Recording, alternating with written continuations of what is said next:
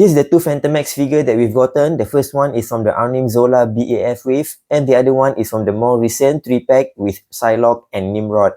I've been meaning to do this comparison because I've been wanting to sell off this Arnim Zola Fantomex because I'm streamlining my collection. So yeah, straight off, the Arnim Zola version comes with a pair of guns. The 3-pack comes with a pair of guns and also 2 pairs of smoke effects. Here are the 2 guns, and I actually feel the older gun looks better. It has a slightly silvery paintwork with slight black wash compared to the newer one, which is really kind of plastic grey. The sculpt on the older one is also better and more well defined. For the new one, there is a hole at the front to slot in the smoke effect, but if you want to use the previous version, you can actually kind of like drill in a very small hole, maybe using a Dremel, and you can put in the smoke effect as well.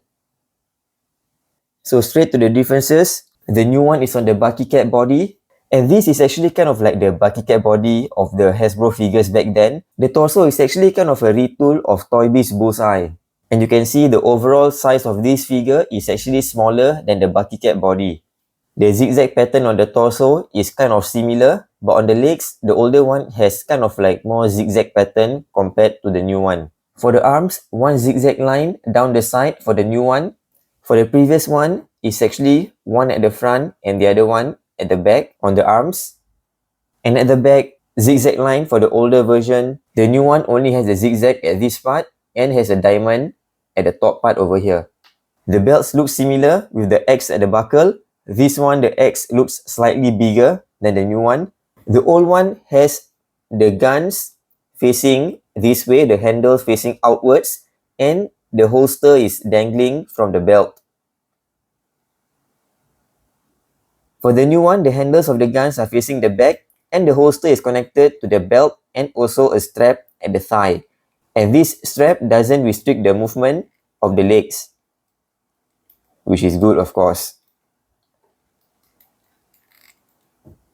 The old head sculpt is quite decent.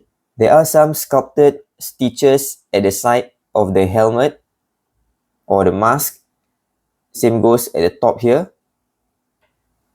Here's the new one. I definitely prefer the new one. The eyebrows are painted, which I feel makes the face looks better.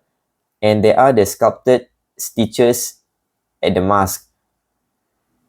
Here they are side by side. New one definitely looks better. And one last thing, they both have the same trench coat. On the old one, there's actually slight yellowing at the back, but it's not obvious in video. But if you have the figure in hand, this figure of mine has a slight yellowing, and I think it is a common problem for this figure. And for the new one, I don't understand why there are pink spots on the trench coat. I don't think I overlap this figure with any other figures. There on the inner side, there's also these 2 spots here. Yeah, so I don't know why there are those pink spots on this trench coat, even though it is kept separately from other figures. And those spots can't be wiped off. One annoying thing about the new figure is that the strap at the boot area here is not glued. It is a separate piece, just like the straps on the Cyclops from the Warlock BAF wave.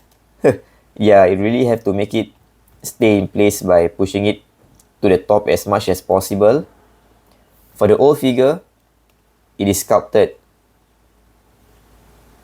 So that's all for the quick comparison of these two Fantomex figures. The new one is definitely better, even though it's on the Bucky Cat body. It's great that the gun comes with the smoke effects as well. And do share in the comments if your 3-pack Fantomex figure also has those pink stains on the trench coat.